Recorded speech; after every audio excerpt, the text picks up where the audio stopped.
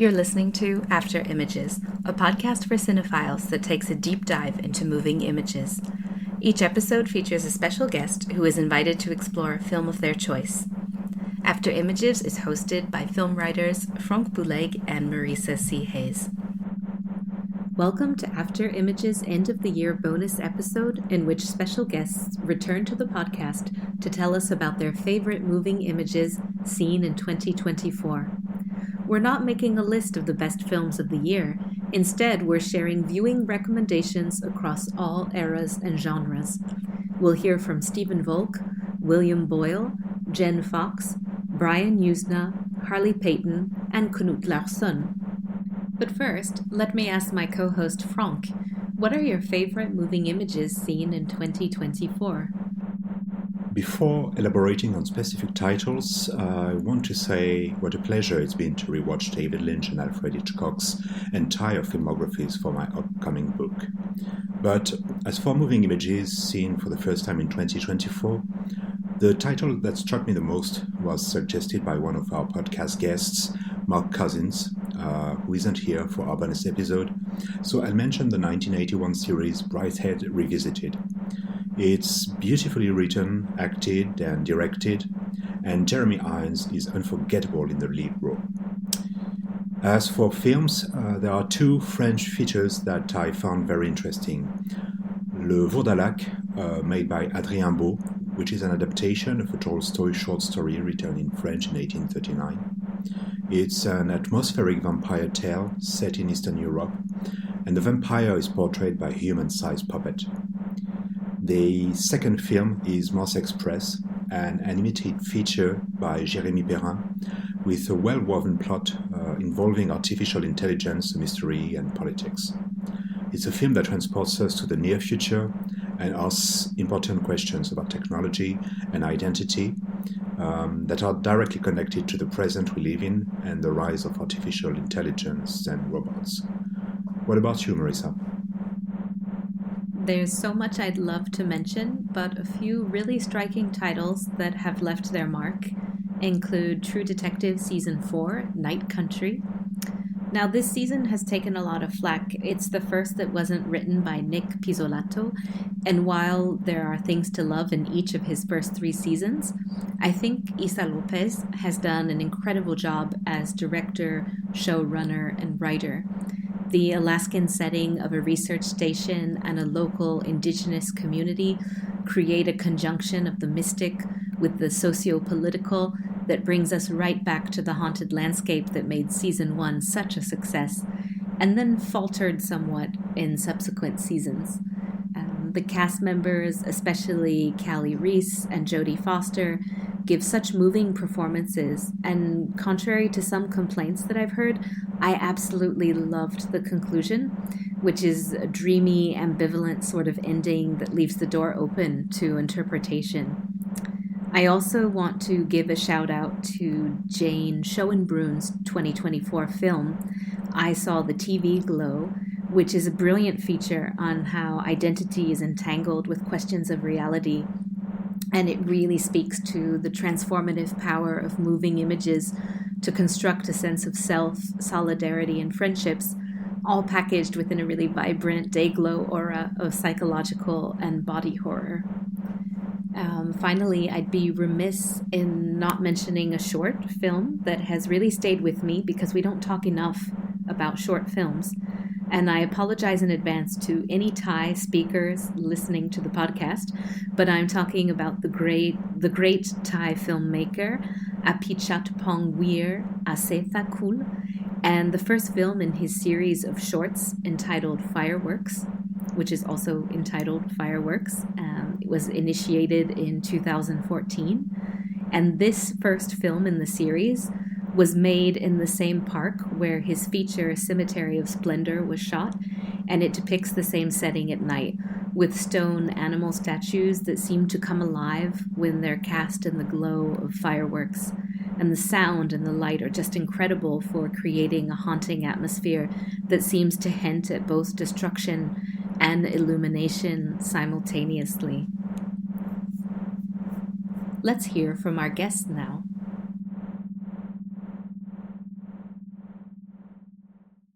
Thank you, Brian Yuzna, for being here. We'd love to hear about your pick this year. What is your... Okay. Yeah, like I said, I really sort of split it between Megalopolis just because it's such an amazing, incredible movie, and then this Savage Hunt of King Stakh, which is a Belarusian movie from 1980s by Valeriy Rubinchik. It's in Russian, and it's it's kind of like Tarkovsky and Terry Gilliam and maybe a Hammer film. Mm.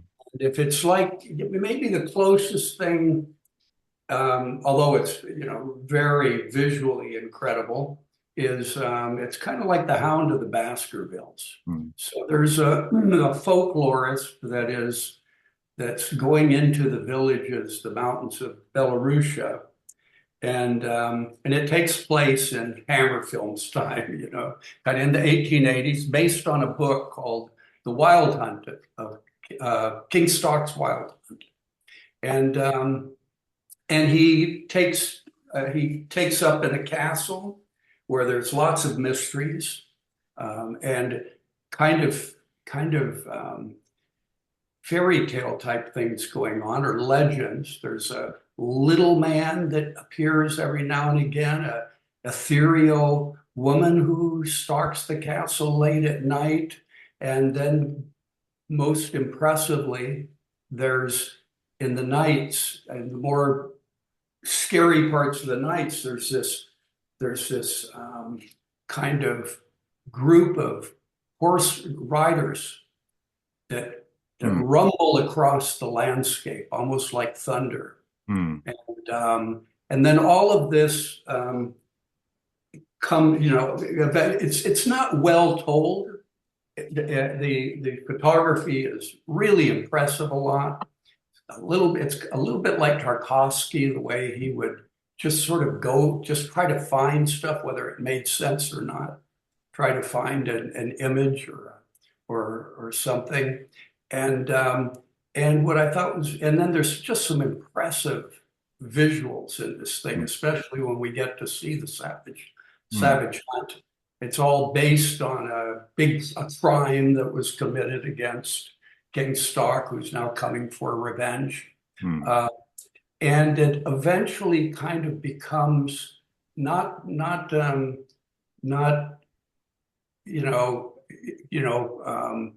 real obviously, but very clearly, it's a reaction against Soviet rule.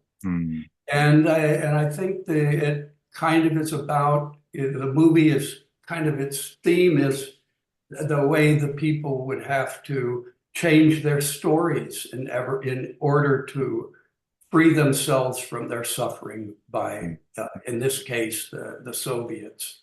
And but it's not a political movie. It's not I mean, you can see it if you're familiar with the Soviet Union back then.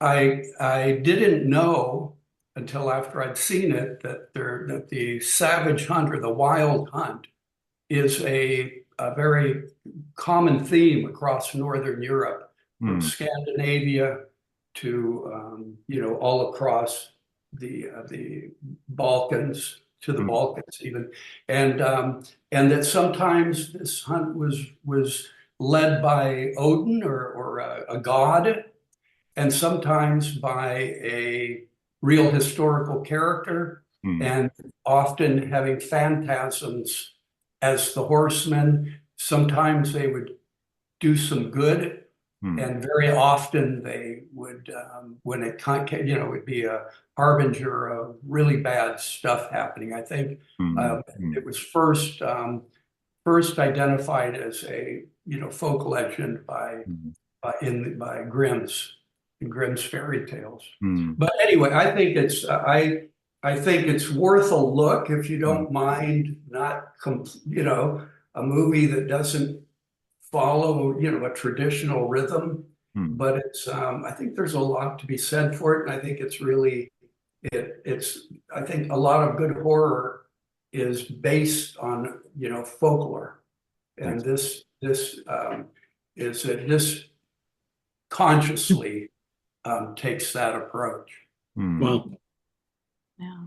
if you know that the moment you said Tarkovsky, I've been frantically on my iPad trying to find out where I can see the movie, and so far well, this isn't Tarkovsky. I said it's kind no, of. I understand just the comparison. Yeah, just the comparison.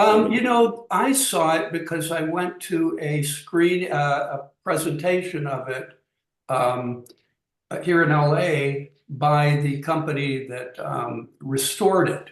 Oh wow, Deaf Crocodile, which is nice. And then I think their distributor is called Diabolique. And they have a terrific packet, You can find, I couldn't find it streaming.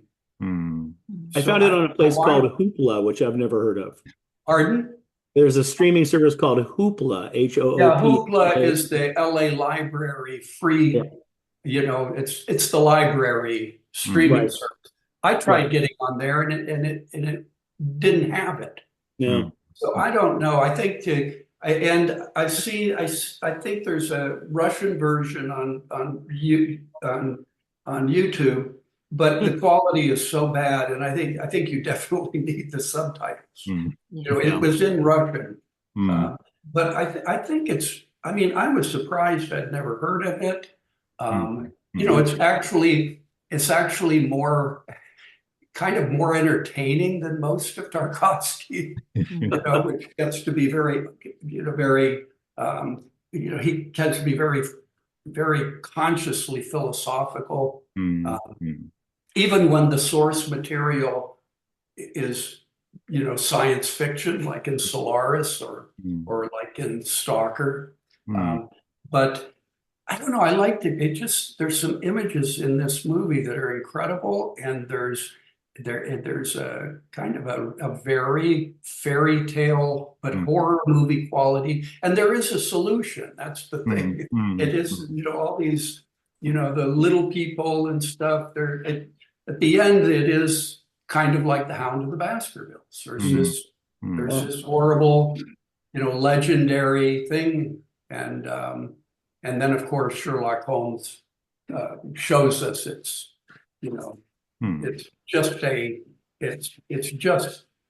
it's a real thing that's being used, that's using legend or myth to kind of control the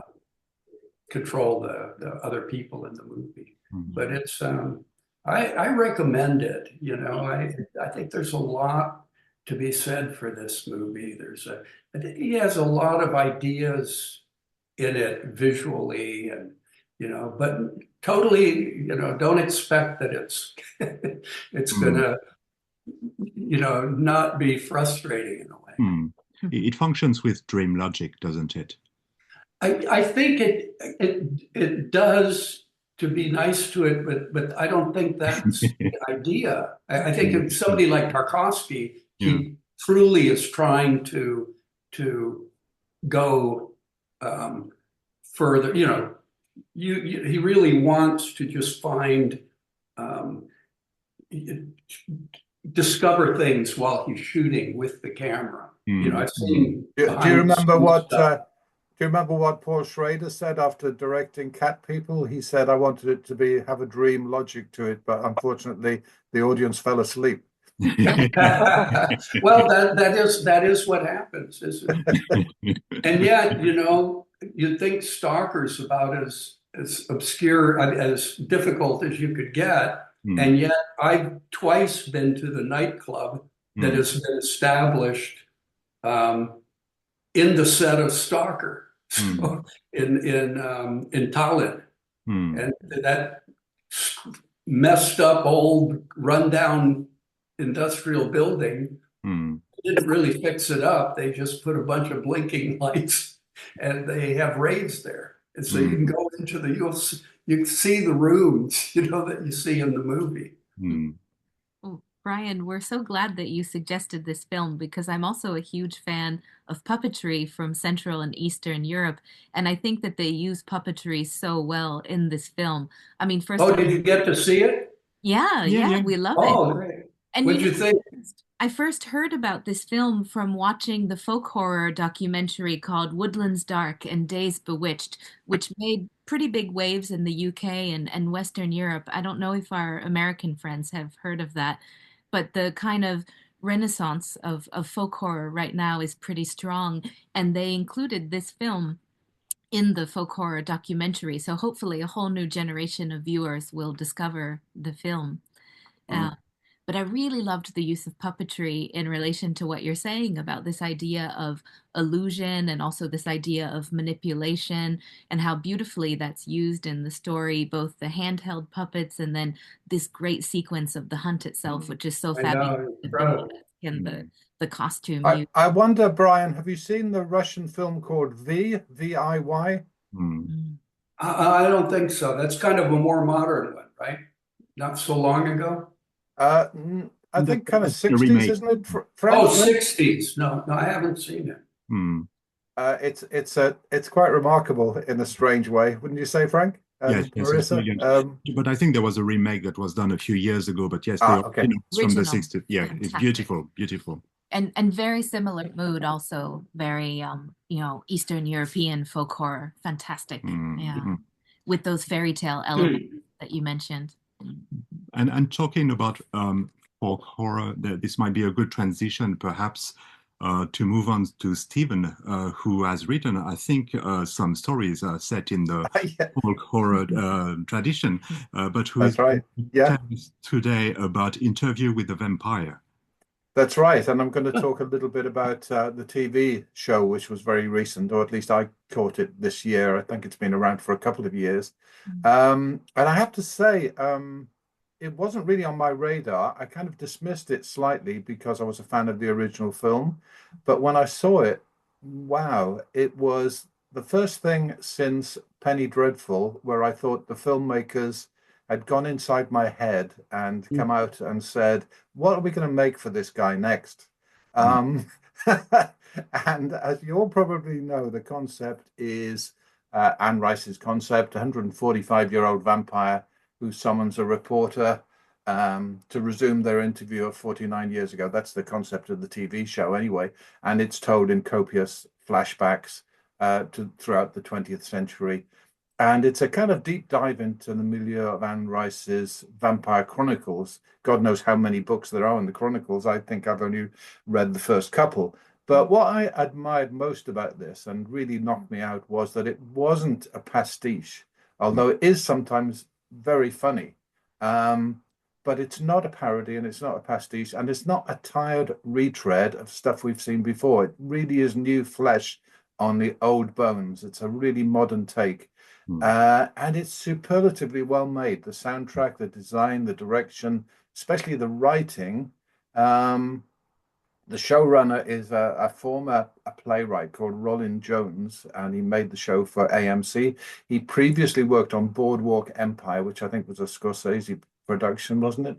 And he co-created Perry Mason, I think, for HBO. That was a great show, I thought, and I was really gutted when it didn't get to a third season or second season. I can't remember, but it got cut off in its prime anyway. And Jones stated that the show Interview with the Vampire is a gothic romance that he wanted to write a very excitable, aggressive, toxic, beautiful love story, which is pretty good as far as I'm concerned. Like I say, I love the Neil Jordan film from the 90s with Tom Cruise and Brad Pitt. It's replete. The film was so replete with Catholicism, inevitably. Neil Jordan's an Irish Catholic, and it kind of plowed the same furrow of his preoccupations, I felt, which is basically the question, is man a beast or an angel? You can see that in the film called Angel, which was his first feature film. And, obviously Neil Jordan made Company of Wolves, which is all about, are men hairy on the inside or the outside kind of thing, the werewolf kind of using the werewolf metaphors and fairy tales to explore that idea of, the juxtaposition of angel and creature. So the film I thought was really operatic, melodramatic, and a lovely kind of enclosed world, which comes from the books, almost like like The Sopranos is a criminal world. You hardly ever see the police outside that world. It's policed by internally, isn't it? And that's the same with this world of Interview with the Vampire. And there's an implied homosexuality in the film. It's interesting, in his recent memoir, Neil Jordan, it's called Amnesiac, by the way. I recommend it. It's a good read. He says the fans said, oh, they toned down the homosexuality in the film. And his response was, go back and read the book. I put much more in the film than is ever implied in the book. So that was his defense anyway. Anyway, the TV show, which I'm talking about, is really full on queer, transgressive. It tackles head-on themes and explores themes of race, sexuality, history, abuse, violence, and it embraces diversity in a fantastically organic way, I think. Louis is not a slave owner. They didn't go down that route. He's an affluent black guy. He's a closeted Creole man and a pimp. And he's well off in a dubious profession. And the very concept of that, I think it really owns the concept of doing it in New Orleans for a start, which is an incredible contrast to where you start the film, which is the most sun-drenched place imaginable for vampires, which I think is Dubai or somewhere in the middle of the desert, with blazing sunlight outside this high-rise building where the interview takes place. And from the beginning, I thought that's such a witty, unexpected way to get into this story. We're in safe hands here, And you've got the reporter, Malloy, is played by Eric Bogosian, who I think is really famous for kind of monologues on stage, like talk radio and things like that. And he brings such a kind of Watergate intensity to his interrogation of this guy. And he's got flaws. He's an alcoholic. He's got Parkinson's. He's got a druggy past, we find out. But there's such a wit and cynicism about the character that what was wonderful is it's witty and cynical, but he never undermines the concept. It's not at the expense of you believing what's going on. In fact, it makes it more believable, which is a really tricky, coming from a writer's point of view, a very tricky thing to pull off, I think. Louis is played by Jacob Anderson. I think he's incredibly charismatic. And I really felt much more so than in the film that he's struggling with losing his humanity. I was going to say struggling with his humanity, but he's struggling with losing his humanity is the problem of the story. And then there's Lestat, who is Sam Reed, who I loved in the Australian show The Newsreader. Obviously, completely different part, but very charismatic actor. And he's kind of strutting and hedonistic in that almost Mick Jagger way that you almost expect of Lestat. But you can't take your eyes off him, at least I couldn't. But even so, he's the antagonist of the story, but he's got this tragic past where you feel his master, who's an elusive kind of figure in the past, has abused him, which just adds to the overall kind of fucked upness. And then there's Claudia, the adopted child, who in the book I think is 5, and in this, for various reasons, was 14. And they fight over her, and like any couple with a child. And she is desperate for some kind of agency in the story and autonomy, as all children are, basically. And what I loved about the whole thing really was this weird, fucked up family that doesn't really feel like a family at all. And it's a blood and thunder kind of take on human relationships. That's the central metaphor, which I absolutely enjoyed. And it kind of is like we're all vampires. In some degree or another, they're bitchy, they're jealous, they're cruel, they're possessive, they're obsessed, they reject each other, they fall back in love, they have affairs, they're needy, frightened, frightening, alone, so it's a wonderful metaphor for just explaining how messed up we all are, really. I mean, who hasn't thought of dropping their better half 300 feet and crushing every bone in their body? Or who hasn't thought of burying their wife or partner in a coffin for 100 years just to see what will happen, and it's kind of mad, but it's as metaphor and as a symbolic way of telling a story. I just find it terribly exciting. And they managed to keep the ball rolling into season 2 with Claudia asking where she came from, as all kind of adopted children kind of do in a way. So she goes to Eastern Europe. There's a fantastic episode where she's in Eastern Europe during World War II, with all that implies. And then the wonderful Theatre of the Vampires in Paris. And I don't know about you, but I was kind of I was gritting my teeth thinking this is going to be really cheesy. The Theatre of the Vampires, it's really difficult to pull off. But they managed to do it in such an exciting way. By the way, the theatre shows are a mixture of kind of early cinema, projection, phantasmagoria, and grand guignol. And you actually believe this could be a theatre. You know, they just pull it off so fantastically. So I'm glad to say the third season is on its way. Again, I grit my teeth slightly because this is where Lestat is shown as a rock star, which was one of the tropes from Anne Rice's original show, Chronicles.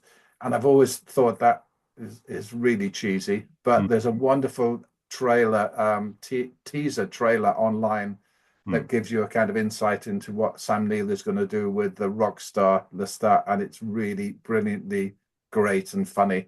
I do recommend that you Google it. Google the teaser for season 3 of Interview with the Vampire, and I guarantee that you'll have a big smile on your face. Has anyone else seen the series? No? No. I wrote an entire series that was a response to it, but that's different. Yeah. Oh, what was that? It's called, the book is called Fat Vampire that I adapted. It was for Hulu and the Sci-Fi Channel. And needless to say, Universal made us change the title. But in the world of Fat Vampire, vampires all have perfect cheekbones. They're beautiful. They look like runway models. And because they've been alive for so long, they're appallingly stupid. And there's a very smart young man, Jacob Batalon plays him. He's the sidekick in the Spider-Man movies. And he becomes a vampire, and he is an insult to the very idea of the creation. And so they decide that he has to be eradicated, but his superpower is that he's very smart. And all of your abilities are turbocharged by becoming a vampire, so he becomes even smarter than he is. It's a ridiculous show. It's sort of a workplace comedy rom-com vampire show. And it's silly. The tone is frequently silly. But we thought about Interview a lot, and I watched it and liked it a lot for that reason. I mean, that was part of my research. And Stephen, have you been watching the Mayfair Witches as well? Because I read that AMC bought the rights to so many different books in Anne Rice's universe that we're going to have all these kind of. I haven't seen that, and I don't know that subgenre of books. Is that a favorite of yours? Oh, well, I've been watching the series and I appreciate it. I like the Mayfair Witches. I like the Vampire Chronicles as well. But there was a clever little throw-out reference in the pilot episode of season 1 where they talk about the Mayfair Witches are down the street if you need a witch. And right. This is a reference to the fact that they've bought the rights to books, so there will be multiple sort of Anne Rice worlds existing. Oh gosh, so it could be another like what Disney's doing with Star Wars. You can't move for a Star Wars franchise. It's spreading its evil tendrils through the world. Anyway, thank you very much, Stephen, for this presentation of Interview with the Vampire. And now I think we're moving to Harley. Yes, Harley. Peyton, you're right. Yeah, I think alphabetically, it's now my moment. All right. I mean, when I thought about this, I was thinking about the way TV comes to us and how odd it is because there's just so much in so many different places. So the show I'll talk about, and then I'm going to mention one very quickly afterwards, but is I would have never heard of had it not been for just a simple coincidence, which is to say that I was having a Zoom with an executive from a company that specializes in taking foreign series and remaking them in the United States. The first thing I did that with was Homeland. So they're very successful at what they do. And they said, look, we just optioned this show. It's a French TV show called Vortex. I'd never heard of it. It's on Netflix. If they hadn't mentioned it in that Zoom, I would to this day never have heard of it. I've never read about it. I've never seen anything about it. Netflix's vaunted algorithm did not recommend it to me. But so I sought it out on Netflix, which of course was rather easy, and actually just loved it. And it's a very interesting show. It's in that kind of timey-wimey world of warring timelines and time travel and changing the past, which is that kind of genre is something that I deeply love. So that made it fun for me. It was, as you were saying, it was like a show that I felt like, oh, they made a show for me. So that's good. Yeah, I'm now going to watch this television show. And it takes place in 2025 where there's a detective, and bear in mind, I've now learned that all French detectives are appallingly handsome. They have perfectly disheveled hair, and it's great jawlines. And there's a detective, Ludo, who's working outside of Paris. He lost the love of his life, who's the mother to his daughter 27 years before. And he's at a crime scene. And the first hint that this world is slightly different than our own, even though it's 2025, is that there are drones all over the beach and they're mapping out the crime scene. And the drones are going to now create a virtual reality that the detectives can study at their leisure back at the police station, right? So this man, Ludo, goes back to the police station. He turns on the kind of VR room. He's suddenly back in that place. He sees himself having the conversations he had earlier that morning. He's looking at the body, trying to see if there's anything that he missed. And suddenly down at the very end of the beach, he sees someone sitting who shouldn't be there.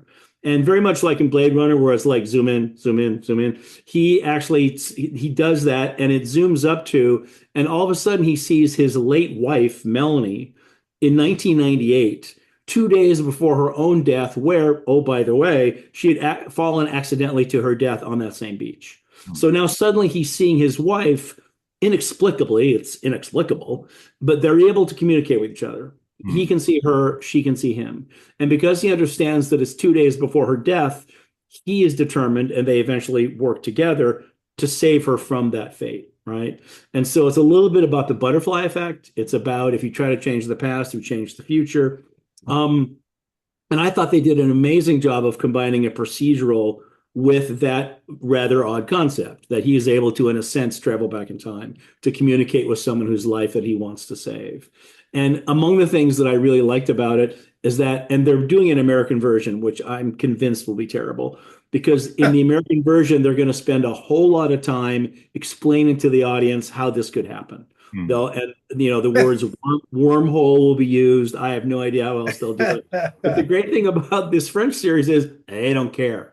Right? It's like, this happened. He's in this virtual reality space. There she is. And this is why the show exists. And we're not going to bother explaining with some weird scientific bullshit that you need to believe in it. You're going to believe in it or you're not. And ultimately you do believe in it because the characters are so wonderfully etched. And there's a guy named, Miss Tómas Sisley. Is that how you pronounce his name? I have no idea. But he plays two versions of himself. And, they're 27 years apart. And what's lovely about it, particularly in a time of that hideous sort of age smoothing CGI they're doing with actors, in this case, it's simply done with hair and makeup, and it's done beautifully. All right. You never for a moment do not believe that he is not his younger self in the 90s and his current self in 2025. And it has all the procedural aspects. Oh, here's a suspect. Here's a suspect. But it's also a love story. It's also about the current life he has. It's like how a man rebuilds his life 27 years later, has a young son, a woman that he deeply loves. And so it's also about how his attempt to save the life of his first love will impact that current life and possibly destroy it. And you do have that wonderful moment when he walks in the door and his family's completely changed, right? And that's based on something he had done. In fact, there's a wonderful TV show, and the title I'm not going to remember, but you'll get it from the pitch, where there's a woman who every time she has an orgasm, her timeline changes. I don't know if you've ever heard of this show. It's an American TV show, and she has an orgasm and then goes back home and she has a different husband. And she's trying to figure out what the fuck is going on. Needless to say, the only way to do this time travel is then to have sex. And it's a tangent. But to me, anyway, this show, Vortex, is a really great example of something that has modest goals, right? It's not trying to change the universe, but it's really in the character work, the way it's put together, it's beautifully shot. And I think they take technology and kind of turn it on its head enough that you walk into this world willingly and you really enjoy it. And so for me, I went right through it very quickly. My wife, who rarely likes this kind of television, was completely brought into it. Again, primarily because of the characters. The actors are just wonderful. And also there's that mystery. Will he save her? And, can he save her? And will things work out in the way you might expect? And of course they do not. And that's what I like in a television show. Also, very briefly, I was listening to a TV podcast, and there's a wonderful comedian here named Jason Mantzoukas. And they asked him, what are you watching? And he said, look, I have two friends in the comedy world in Australia. So once again, I'm leaving my country. And they've done this television show called Colin from Accounts. And you like it. Fantastic. Now, again, I would never have heard of this show. I've never seen it written about. I've never heard about it anywhere else. The first season was on Paramount Plus. The second season, I was so eager and impatient for it that I went out and thieved because I just had to see it. It's now also on Paramount Plus. I'm not sure where else it plays. But it's just a great half-hour comedy. And it's kind of sophisticated. The end of season 2 is fantastic, isn't it? Oh, it's so fantastic. And what's lovely about it is that there's these two actors, Harriet Dyer and Patrick Bramall, who are married in real life. And he's past 40 and she's not yet 30. And a lot of the show is about that age difference. And you understand that they're really mining their own personal experiences to make comedy. And it starts in the most ridiculous way possible. She's having a great day and she's kind of trotting across a crosswalk. He's in his car, bored, going to work. He kind of looks at her as one might look at a woman crossing in front of him, and she decides to flash him. She flashes him, and he's so just shocked by this act that he veers off and hits a dog. And the hitting of the dog brings them together. Trust me, it is funny. And it's the hitting of the dog brings them together, and they name the dog Colin from Accounts. And so it's really just about a relationship, but it's as Stephen knows, it's beautifully etched. The characters are wonderful. It's really worth watching, and it'll just make you smile the whole way through. And it's also rather sophisticated, and the humor is really cool. And I've watched a lot of things this year, and a lot of comedies. They're making half hours again. There's one called The English Teacher that's very good, and there's a lot of that happening now. But I think this is as good as it gets. And again, no one I ever talked to, Stephen's the first person I've ever said this title to, who kind of lit up as they do later, because he knew about it, because no one I know has ever seen this television show.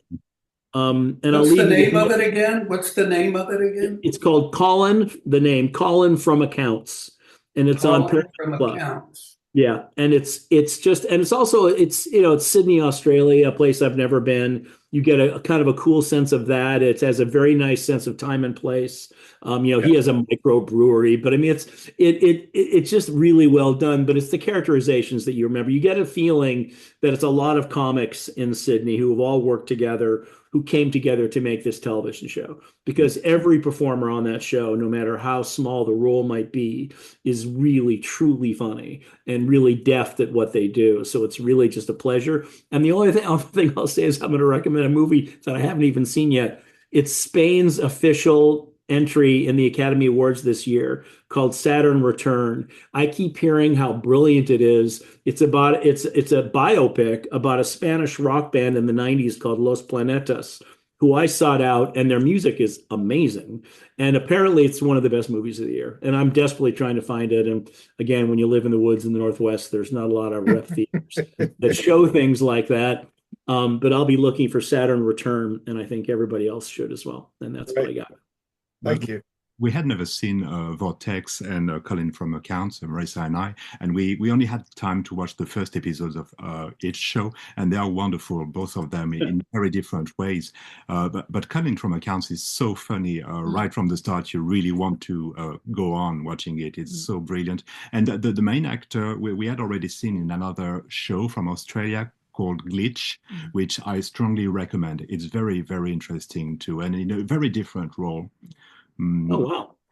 And perhaps one more thing I wanted to say is it's wonderful today how it is possible to watch shows from all over the world and to discover shows that are like 10 years or 20 years ago, it would have been impossible to see shows from France, Sweden, Australia. And today it's so easy to have access to them. And I think that a lot of people really appreciate discovering a different voice, a different world, a different approach to storytelling. And this is something that streaming and the technology today really enables and is absolutely brilliant, I think. We were talking about this the other day, actually, and there was another Australian show on Channel 4 here, terrestrial channel, and it's called After the Party. It's a serious drama. I don't know if you've heard about it. It's not a sitcom like Colin from Accounts, but it's superbly well made. Do you think sometimes it's the freshness of a different setting, you know, and a whole pile of actors you've never seen before? I mean, I know in the UK here we see the same actors turning up in cop show after cop show, or we know that guest star, we've seen him 100 times before. If you get something from another country, there's such a authenticity about it. Maybe to the Australian audience, these are really well known from neighbours. But to us, it's like seeing Spiral for the first time. When I saw Spiral for the first time, it was not only a judicial system I wasn't familiar with, but it was a whole series of French actors that I'd never seen before. One of the reasons. Well, I think it was the same for us. For example, the female actress in Vortex who plays the stepmother to Melanie. Child, she's in absolutely everything here. Oh, really? Pervana, yeah. So even though I hadn't seen Vortex yet, as soon as we started watching, of course, we could, recognize people, and we love Australian shows. So there's also a kind of ensemble of actors that come back regularly in different Australian series. But I think it's so true that this idea of being able to travel through another series, or maybe more so than a film, because with the series, there's a different temporal relationship, and you go back and you start to know these different landmarks in a town that you may have never even been to. I remember how refreshing it was to see The Return. The French, it was called The Return. I don't know what it was called in French, presumably something similar. But that was a perfect example of, had this exactly the same thing been made in the UK with UK actors, it wouldn't have caught the kind of audience that it got because of the freshness of the setting and the That's interesting because it goes against the idea of the star system. Yes. The idea that you need to have big names in order to sell a show. Perhaps sometimes what audiences also look for are people they don't know at all, who will feel more real to a certain extent. Anyway, now we are going to listen to Knut. I'm very sorry, I always mispronounce your name. Is it Knut? Yeah, it's Knut. Just a short anecdote. When I studied French in school, my French teacher, she found it so difficult to say my name, so she named me Michel. It's almost you guys can call me Michel. There we go. Well, apologize on behalf of your French teacher. It's okay. No, Knut, it's fine. And yeah, well, it's about the kingdom, I think. Excellent. Yeah, exactly. The kingdom, or riket, riget, as it's called in Danish, by Lars von Trier. And that's an old favorite of mine. I loved it when it came in '94. And then this new season showed up. I think it was in 2022, and I don't believe I had time to see it then. So I think I saw it this year, but it's a bit foggy because I've been so focused on my working on my new book. So I'm not sure what I've seen this year, but I think I saw it this year. And I saw it again the last season, which is called The Kingdom Exodus. I saw it again now before talking about it, and I actually think it's very funny. It's very good, and maybe some of you have seen the old seasons of The Kingdom, and Harley. It's said that The Kingdom is inspired partly by Twin Peaks, and I think Lars von Trier has said that officially. Well, I was about to interrupt to tell you that Mark Frost was working on an American version of it briefly. There was something after Twin Peaks that one of the things that he was working on. It never came to fruition. And didn't Stephen King also work an adaptation of the Kingdom? Yeah, that happened. Yeah. Yeah. Sorry to have interrupted. Yeah, and how so the Kingdom is for you who haven't seen it, it's a absurd horror comedy about the life at this hospital, which is nicknamed the Kingdom, and it's the National Hospital in Copenhagen, and it's basically a sort of a horror story with a protagonist, an old lady called Mrs. Drusse, and she's there and she's investigating these strange deaths, and she's into spiritism and stuff like that. But anyhow,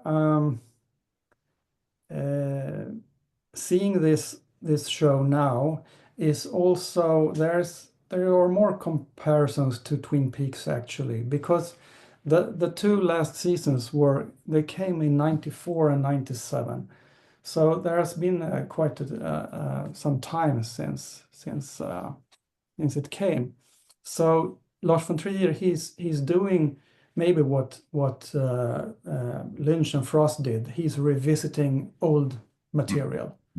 And he has this sort of a meta story at least in the beginning of the Kingdom Exodus, where another old lady who is how do you say, a somnambulist. She walks in her sleep, and she's obsessed by this TV series, and she wakes up in the night, goes out, and there's a taxi, and that taxi takes her to the hospital, and there she tries to ask for the people that she's seen in the show, because she really believes it's real for her, and all they say is that, oh, that old TV show that gave this hospital a bad name, Lars von Trier, that idiot. So they're really commentating the real TV series. But I think they're sort of this meta commentary, meta story, they're leaving that behind as the story progresses.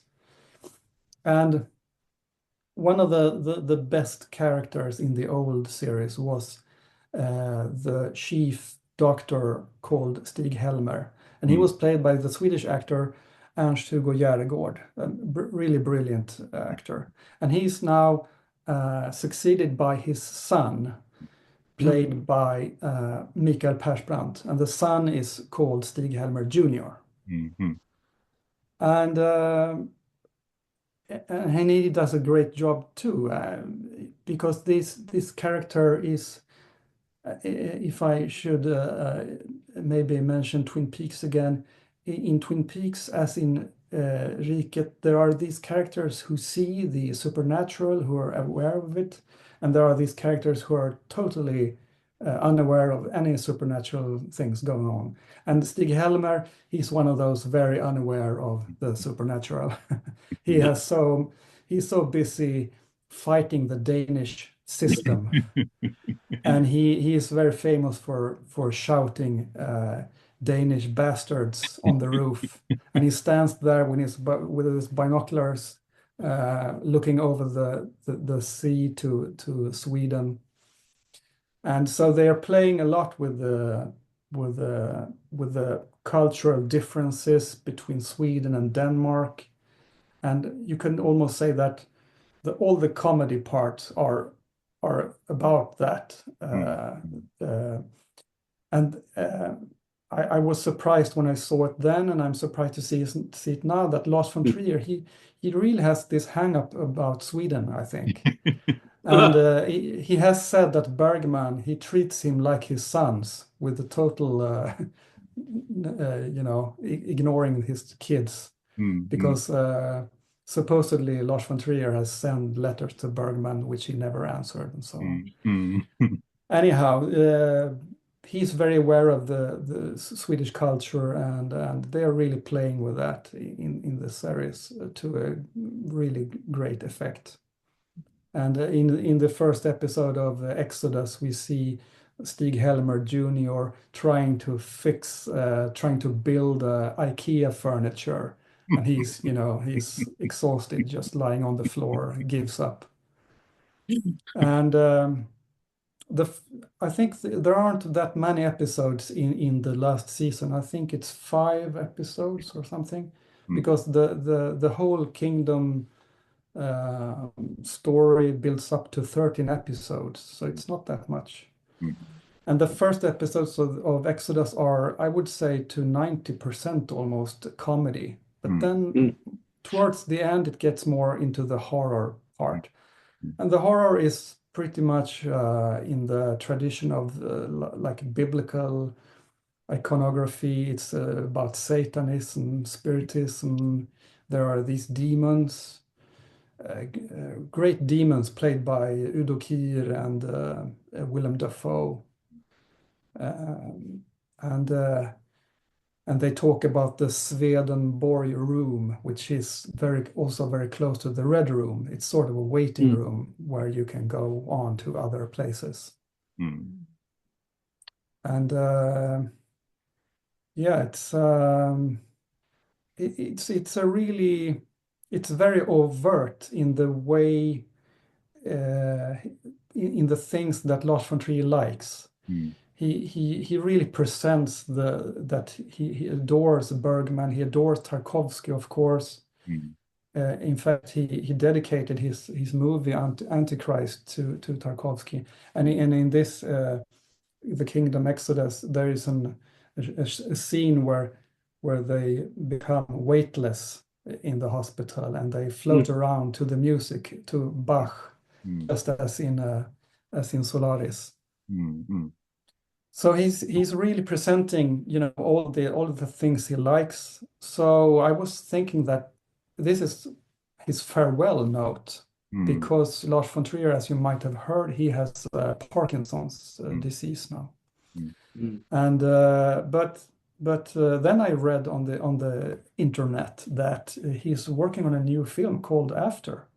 So maybe he can maybe pull another film out of his hat. That would be wonderful, because he's such a brilliant director, and I'm a huge fan of The Kingdom. It's one of my favorite TV series. It's up there with Twin Peaks and a few others.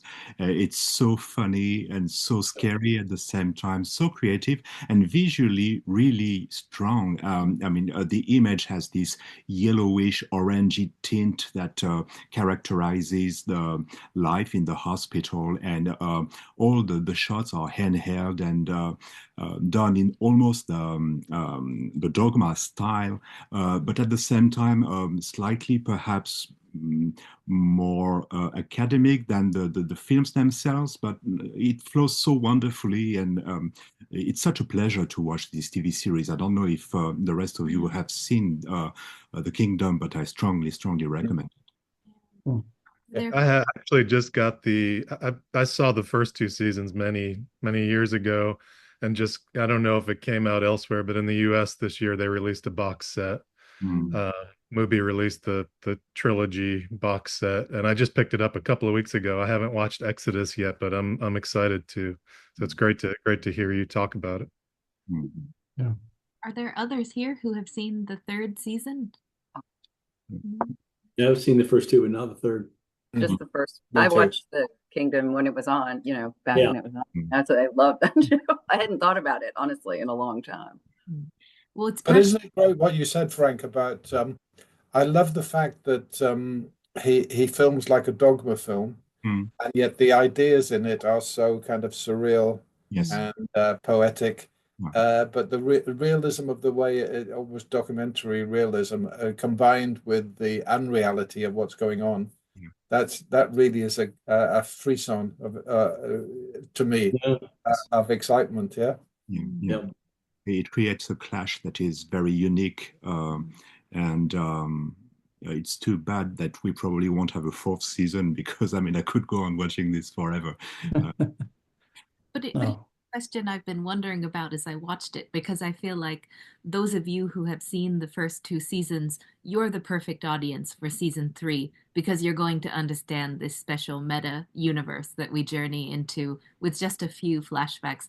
But I'm wondering about, do you feel like, Knut, that this series, the third season, is that really for people who have already seen the first 2? Or do you feel like people could arrive at the new kingdom and just dive in? You could probably just dive in. I think so. It's hard to tell, but I didn't see the other 2 seasons before I saw the third one. So I haven't seen the other 2 in quite many years, actually. I loved the old season, and I love the actor Ernst Hugo Järegård.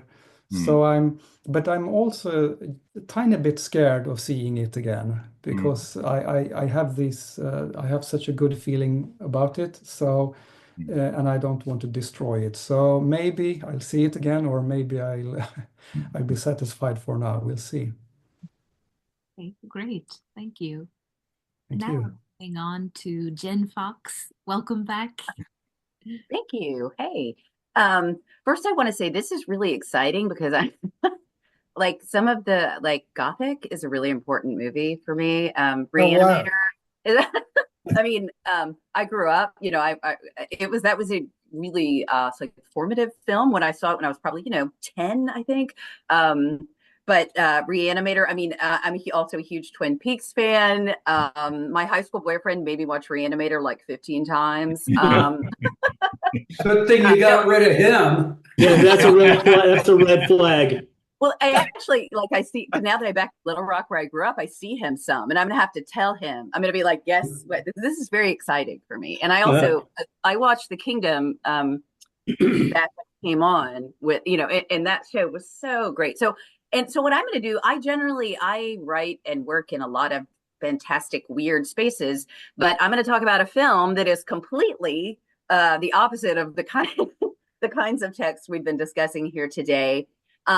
And it is, I'm going to try to pronounce the title once because I can read French pretty well, but my pronunciation is shit.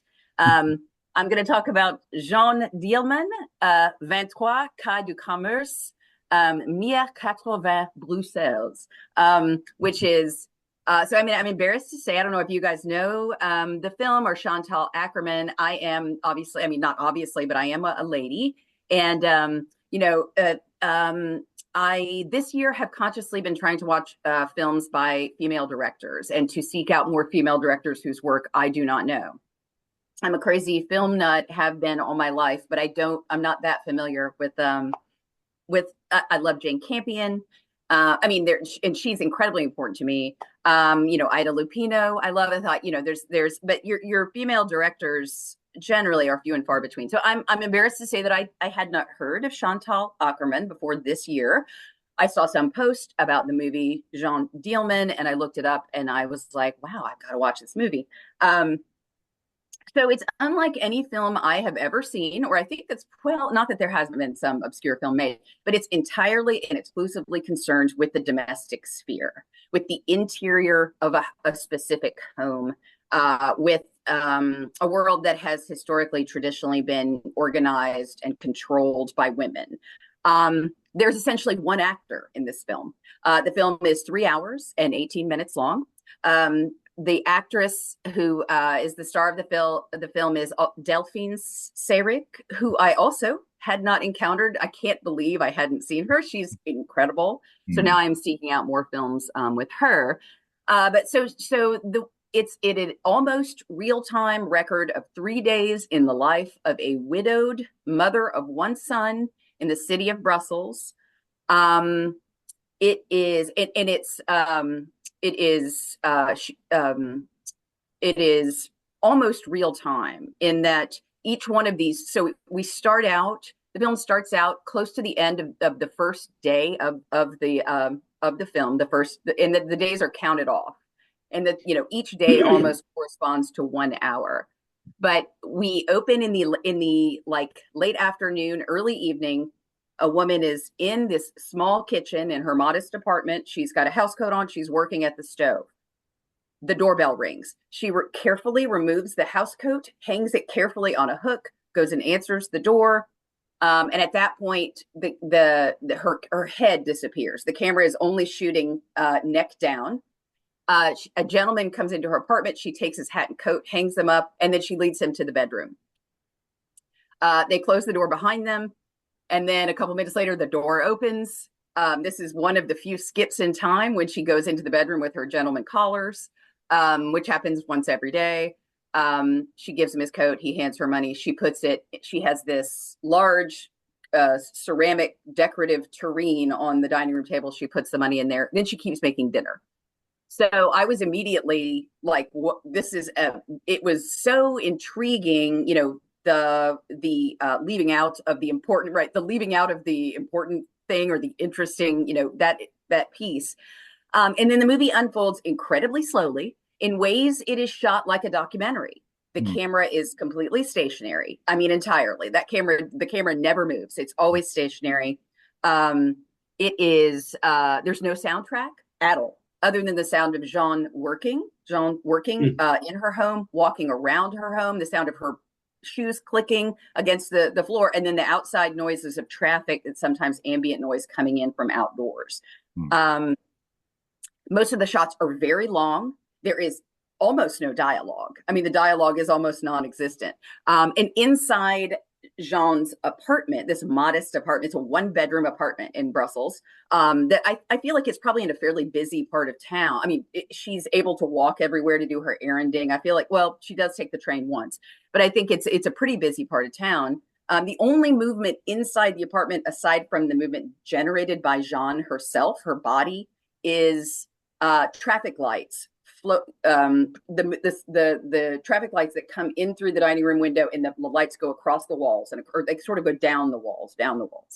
I have never seen a movie that so pointedly explores the role of routine, or I guess more accurately say ritual, in the lives of human beings, and especially and almost entirely for this movie, in the lives of women, and how it is the importance of it in terms of survival, in terms of the illusion of control in that enables us to live, that enables people to go on. The movie is, we spend almost all of it in, I'd say a third of the movie takes place in this tiny, unremarkable modest apartment kitchen in Brussels. 1 chair at the table for the one woman who ever uses it. We spend, one of the things that's most mesmerizing for me about this is, as a woman who grew up, I was born in the mid-70s. I was actually born the year the film came out, but who grew up in the 80s and 90s, grew up in the 70s, but, sort of came of age in the 90s, that the length, how long it takes for, we watch in real time her breading veal. We watch in real time things like her breading veal, her making meatloaf, her polishing her son's shoes diligently every morning. Her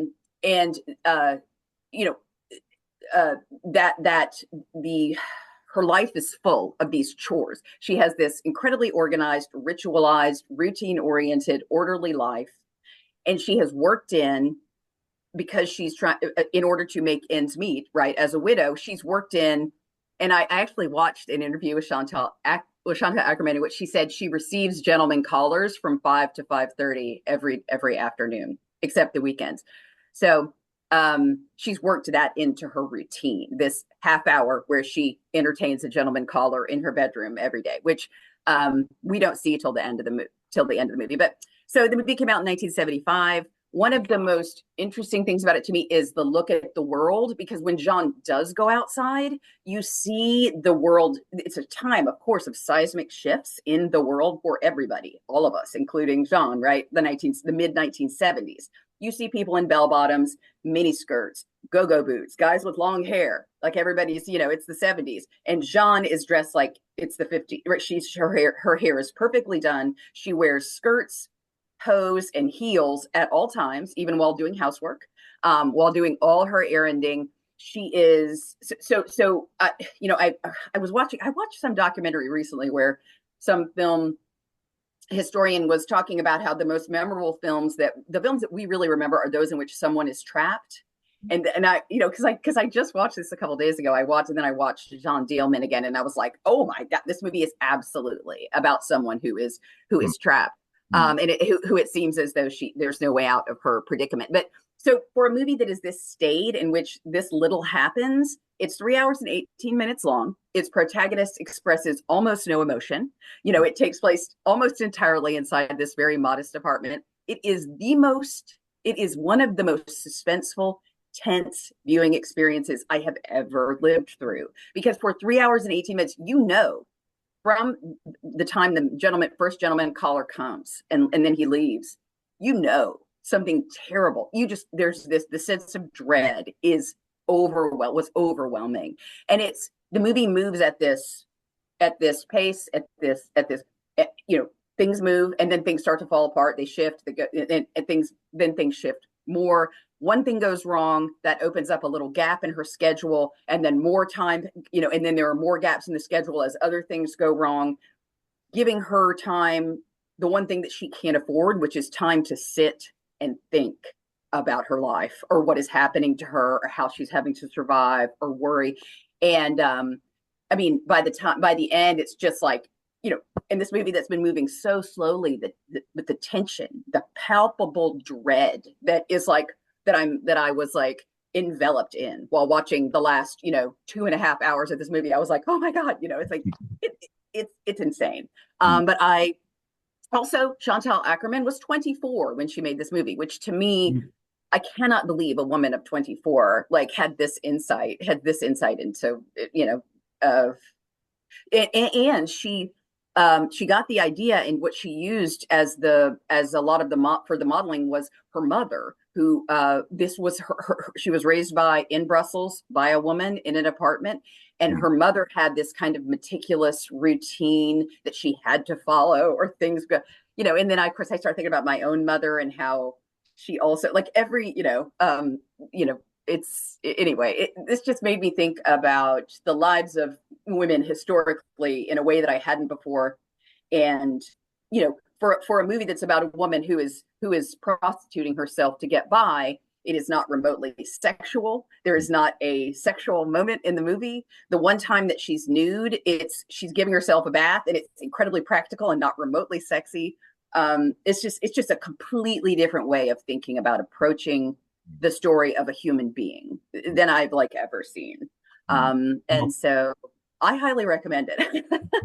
And as I say, I'm like I love genre. I love genre work. That's what I mainly watch and read and write, is a lot of genre work. So the domestic sphere, not my space. This is not my general area. I do not usually get into the domestic space, but anyway, so it's funny because in 1952, Sight and Sound did their first best 100 movies of all times list. And there was a critics poll, very much like they used to do Paz and Chop and The Village Voice. And I mean, Citizen Kane every 10 years would win. And then along the way, Vertigo started sneaking up. And in 2012, Vertigo won. And in 2022, to much acclaim and shock, this was the #1 movie ever made. John Dielman was in the #1 spot. She was the first woman to ever appear in the list. I think Agnes Varda maybe as well. And so she, and the first woman to ever be in the #1 spot, but it was a huge thing for Sight and Sound and for all those critics. And for them, it came literally out of nowhere. I think it was number 35 10 years previously. I mean, it's usually movies like Tokyo Story or Beau Travail, or, you know, things that we would think of. Although I like that Mulholland Drive is number 8 in the last one. But it's sort of fascinating that it really got all of a sudden what it deserved, I think, that kind of recognition. Yeah. And it's super timely, because right now in Paris, there's a huge Chantal Ackerman retrospective up at a major museum, which means all the cinemas are also screening her works again. So it's a good time if you all want to come over to Paris, check out some Chantal Ackerman. I've watched. Do you think? Sorry, just a question. I'm fascinated by the idea of kind of minimal filmmaking, really, or of someone holding a shot where nothing appears to be happening, because so much of commercial filmmaking is about getting the audience and keeping the audience excited. It's kind of an adrenaline fuel, you know. Most edits are what a second and a half long in the average Hollywood film, and then I'm fascinated by the idea of the opposite of that, how you can get away with, I think Kubrick certainly sometimes did that kind of thing. He would hold a shot long enough for you to feel uncomfortable that he wasn't cutting away from something. But because you got uncomfortable, your eye would explore the frame. You'd explore the corners of the frame and maybe see things that had he cut away after 2 seconds, you wouldn't be, and I find that really fascinating. And that's an old Lynch trick. If you think your shot's going to be 2 seconds, nope, it's going to be 10. And the guy's going to be sweeping up in the bar, and we're just going to hold that and let you watch it for a while. David loves it's just manipulating time, right? I mean, there's something about it that's fascinating, I think. But the discomfort of being used to not be discomforted, because the fast cutting or the regular cutting makes you feel easy, makes you feel satisfied. No, it's also the tyranny of montage, right? It's the tyranny of montage, and so you get locked into that. And when a director goes away from it, it's sometimes can be quite breathtaking. Bertolucci used to do. Absolutely. And I've found writing short stories, for instance, in the kind of quotes horror genre, I increasingly try and say to myself, what's the least I can do to make this a horror story? Because it's easy to do it's easy to do lots and make it a horror story, right? It's like a horror film is no different. You can throw everything in, that's easy, but what's the least you can do to make a horror film? What I kind of find that philosophy kind of interesting, and awesome. I think there are filmmakers out there doing that. Like I think people like Oz Perkins and that are going for that idea of a creeping dread rather than the kind of jump scare. And I know it's a tapestry of different techniques, but I find it really interesting. But strangely, watching the film by Ackerman, I was surprised by the fact that these long shots are not really unsettling. I found them hypnotic. I had the feeling that you enter into them and that you become fascinated by the routines and by all the gestures. I saw that almost as a dance film, because all is about movement. There's hardly any word being said during the film.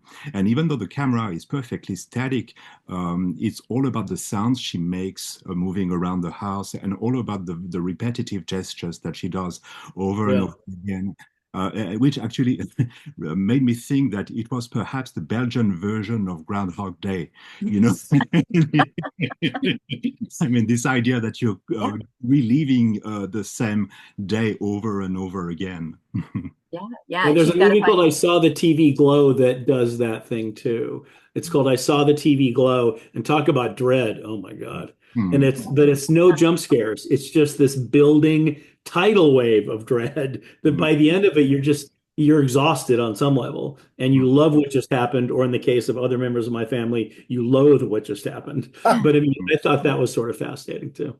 Oh, but like to pick of the year. Sorry, Jeanne. I guess like Frank said, her routines they are what save her, and then they are what destroy her. You feel it, because this isn't designed to be any kind of horror, right? This is not horror. This is just like, here's a woman living her life. I mean, that's what, and it's not, it's just, and there are times at which to say it's comforting, it is hypnotic, it is comforting. Watching her make that meatloaf, I'm like, I could watch this for the rest of my life. But why? Like, what is it about the actress? I feel like its casting was because she's the only person that we are, that we're seeing. She's completely in control of everything that's happening. This one actress, she's beautiful. She's objectively gorgeous, but she doesn't come off as being remotely appealing. She shows no emotion. She doesn't even really show affection to her son, although she says she loves him. She is still faced almost all the time. There's not anything she's doing to be alluring and be like, hey, look at me, camera. But the camera is in love with her. And as the viewer, you are equally comforted by her routines and what she's doing, because I think in ways, it's echo of if you had a mother, if you watched a mother do things in the house, there are echoes of that. And then in one way it's comforting, and these routines are saving her from herself. But when things go off track and the routine, things begin to crumble, the cracks that are there begin to show and then begin to grow. And then it's like, you have no clue what's coming in this movie almost right until it happens. Like it's pretty nuts. Talking about the cracks, and before we move on to William, but I think that Marissa might have one question afterwards. I just wanted to point out that this film by Chantal Ackerman, chosen by Jeanne, is the first film shot by a woman that we are featuring on our podcast. And we're not the ones choosing the film. We've always wanted to leave that choice up to our guests, so we never tried to weigh in. But for me, it's been a tragedy that it took 3 years to get here. Well, I'm happy I could bring a woman in. Well done. And she's amazing. I mean, I've watched like 2 or 3 more of her films, but I really want to see. There's one, I think it's called The 80s, and it's set like in a shopping mall in the 1980s. It sounds just delightful. And I thought of you when you gave us your choice. It was so interesting because when Jen came on our podcast this past year, she talked about The Red Shoes, Palin Pressburger's classic film. And we had a lot to discuss about dance, of course, and filmmaking in relationship to dance. And it's so interesting that gestures are so central in this film because even though it's not a typical dance choreography as it relates to stage dance, Chantal Ackerman actually made several dance films. She made a documentary about the choreographer Pina Bausch, and she had followed her for like a year working with the company. So that interest in movement is really strong there. So when you said that you wanted to talk about Chantal Ackerman's film, I thought, oh, of course. Wow. And I didn't even know that she had done, documentaries about dance. So very cool. Thank you. Thanks for listening. Everybody watch. I recommend watching this movie. If you have spare 3 hours on your hands. And it goes by so quickly. I mean, as Jen said, on one hand, the action is unfolding slowly, but at the same time, I feel like it's not one of those films where you watch the clock. It really doesn't feel like 3 and a half. Mesmerizing. I was mesmerized by it, But absolutely. Thank you. And so now after Belgium, I think we're moving to Mexico, right, William? Yeah, and I love Jeanne Dielman, and I'm glad to hear. So yeah, I love Jeanne Dielman, and I haven't gone as deep on Chantal Ackerman as I should, but I also love News from Home. That's a movie I think about all the time. And I was there's a lot of new stuff I could have chosen to talk about. There's a lot of new films I really love this year, and 2 that I had thought about are directed by women, Jennifer Esposito's Fresh Kills and Rose Glass's Love Lies Bleeding, both movies I really loved this year, and a bunch of other stuff that I could have easily chosen. But so yeah, I chose this 1951 Mexican film called Victims of Sin, which is a film that I didn't know about. I think probably kind of what you guys were talking about earlier. So much of this stuff that, even though it was part of kind of this Mexican golden age of cinema, wasn't something I don't think that was super available to see here for a long time. And Criterion released it on Blu-ray this year, and I think it was kind of shown in theaters before that. I know played at, I think, Film Forum in New York City. And but it came out on Blu-ray, and it's been on the Criterion channel for a few months now, and it was a movie that really just kind of blew me away.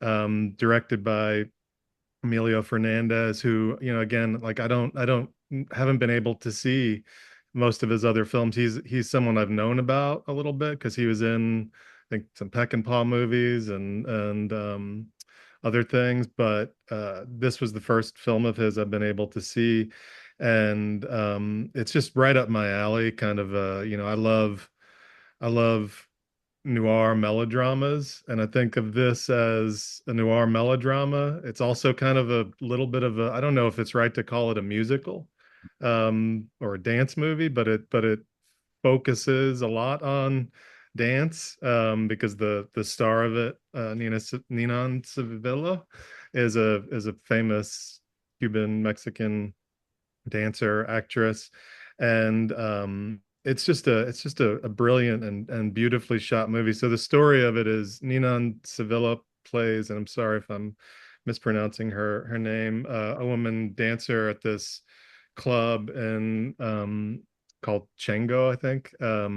And she's kind of the star. And there's another woman there who has been out because she's pregnant, and she comes back and she has a baby, and the father of that baby is this kind of gangster character, Rodolfo, who I don't know if he I've watched it twice. I should have an answer. I don't know if he owns the club or just kind of hangs around the club, but he's there all the time. And he wants her to get rid of the baby. Not just like give it to an orphanage, but kind of kill it or be done with it. And so this woman winds up leaving the baby in a trash can and going off with Rodolfo.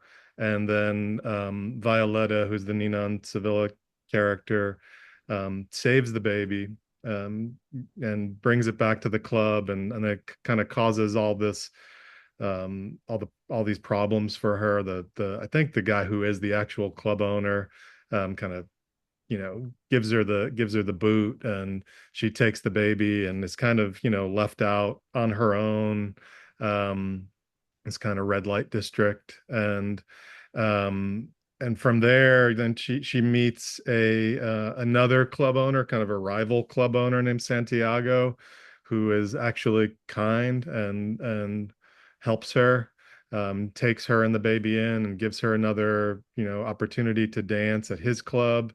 And she meets other people at that club, these two other women who kind of help her with the baby, and in the interim, I'm kind of skipping over. I don't want to give everything away. Rodolfo, the gangster character, kind of attacks her at some point, comes back for her, and she and a bunch of other women kind of band together and kind of battle him, and he winds up going to jail for 6 years.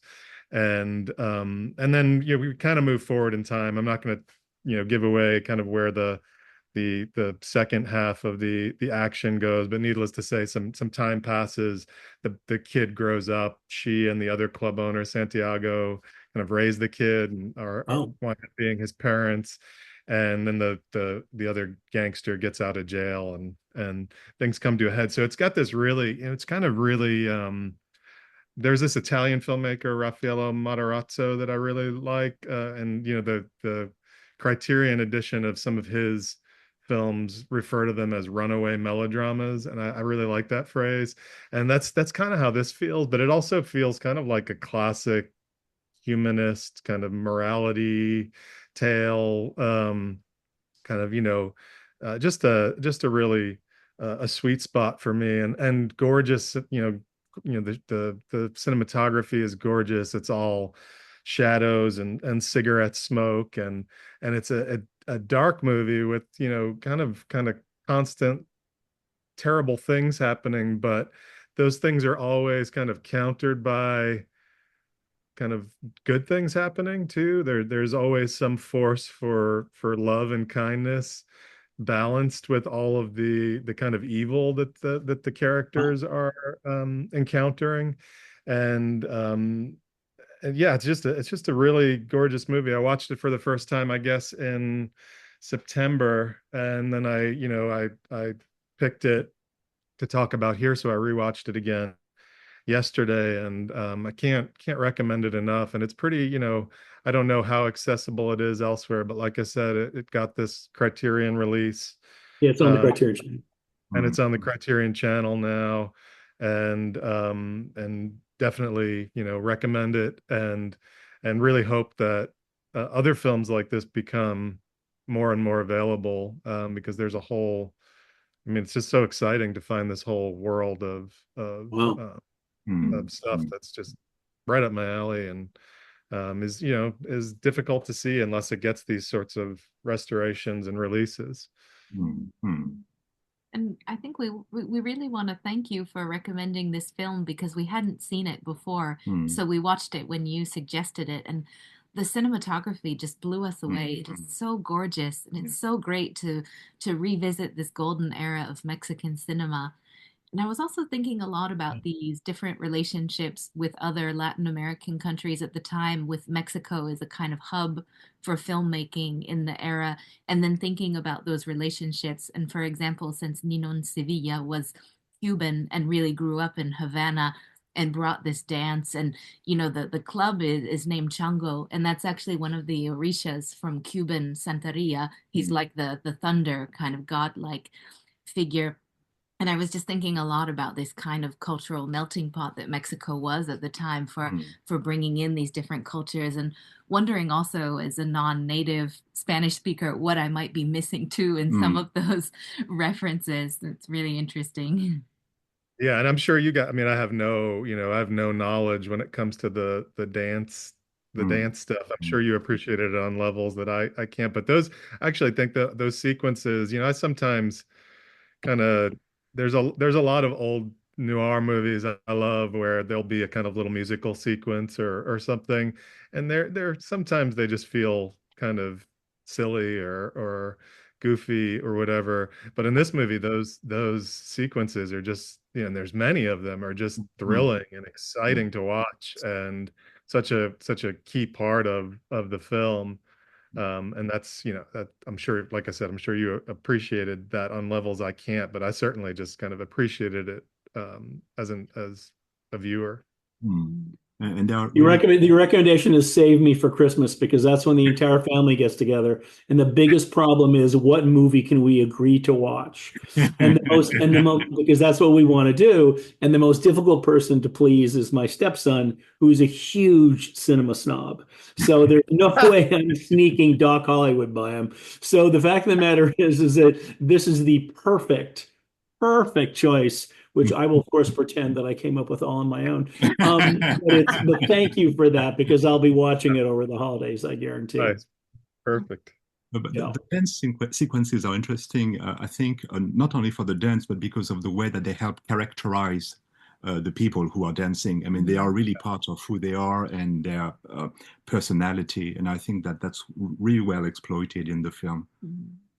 Yeah, totally. And I mean, I love that, like, her transitions from being concerned and worried about the baby to just being, on the dance floor and just this incredible presence, just those movements between the kind of, the stuff that is happening plot wise, and then those dance sequences, which feel like she is kind of on another planet somehow.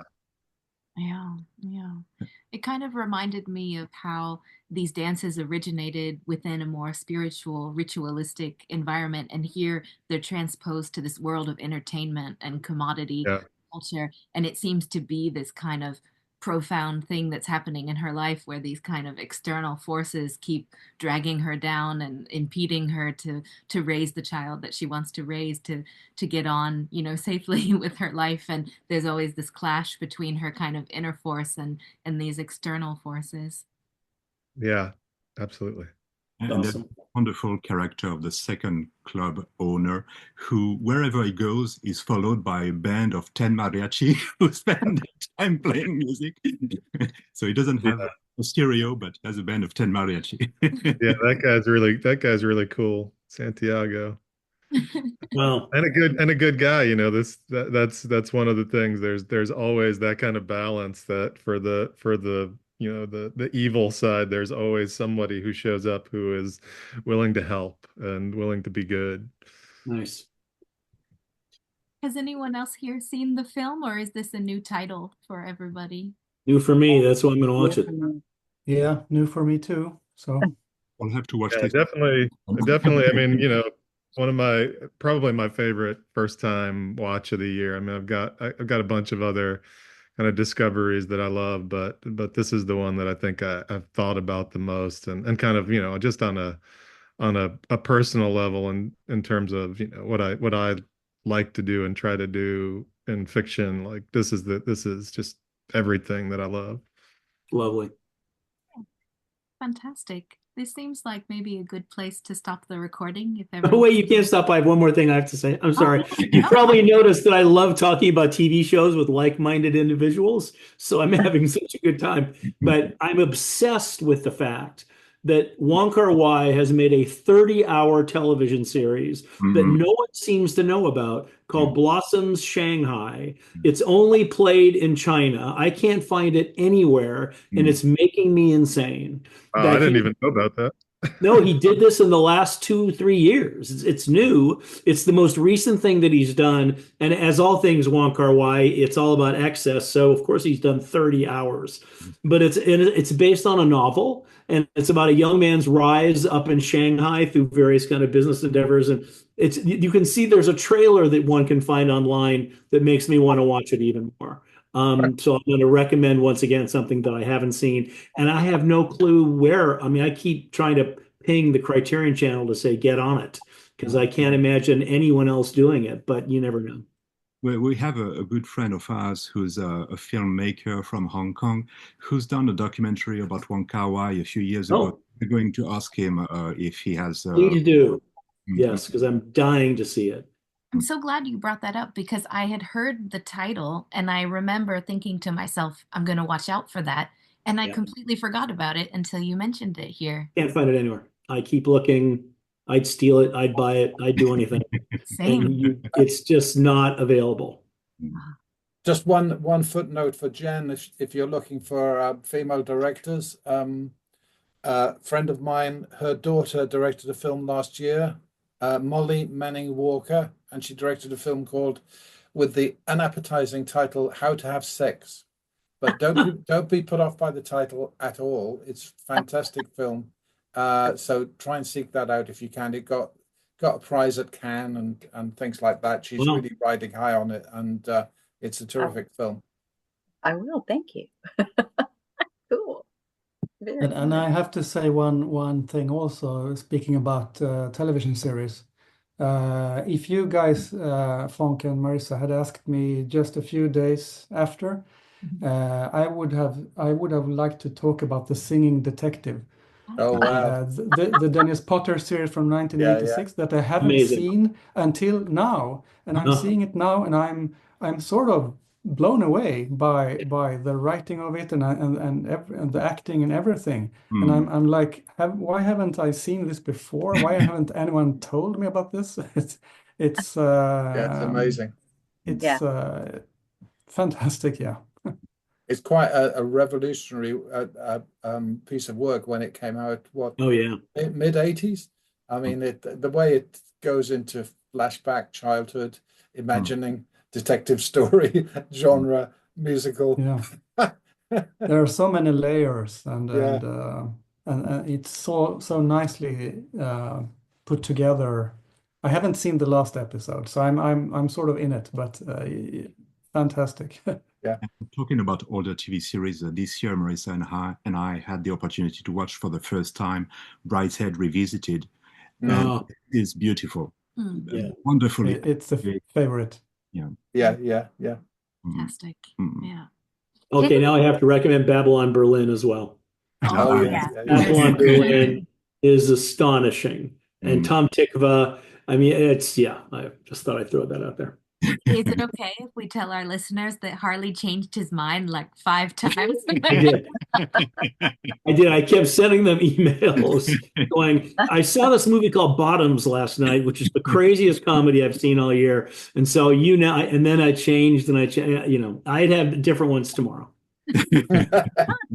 Me too. Hey, didn't Hollywood make a Singing Detective? Didn't they make a version of the Singing Detective with Robert Downey? Steve Martin was in it. Steve Martin, right? No, that's Steve Martin with Pennies from Heaven. Pennies from Heaven, yeah. Robert Downey right, Jr. of course. That was Potter. Yeah. I didn't see either of the film versions, but I love the Singing Detective, the series, which I think my mother introduced me to that when I was a child. Right. Wow. Knut, have you seen the original Pennies from Heaven by Dennis Potter? No, sorry, I haven't. I think if you enjoyed the Singing Detective, try and find the TV show of Pennies from Heaven with Bob Hoskins. Bob Hoskins. Yeah, I'm just looking it up now. Wow. I will. Yeah, it's really great. I certainly will. Yeah. Boston. So. Oh my gosh, I think there's no other place I'd rather be than Saturday chatting with you folks. We should do this every week. Yeah. Like instead of book club, we should have film series club. And definitely next year, as I said, you all have to come to Paris so that we can have this podcast around the table. It's a deal. Yeah. That's wonderful. Sign me up. It was just so lovely having all of you here together because we've enjoyed chatting with you individually so much. And of course, we've spent time with all of your work, whether it's artwork, moving images, or books that you've written. And it's just really, really great to be able to exchange together with you. Thank you again. Really good to meet everyone. Yes, really nice to meet everybody. Really good to meet you. Thank you, all of you. Thank you, guys. Yes, thank you. Have a great end of the year and a really lovely winter holiday.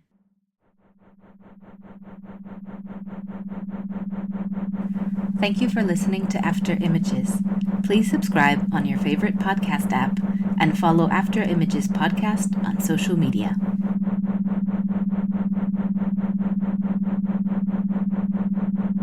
After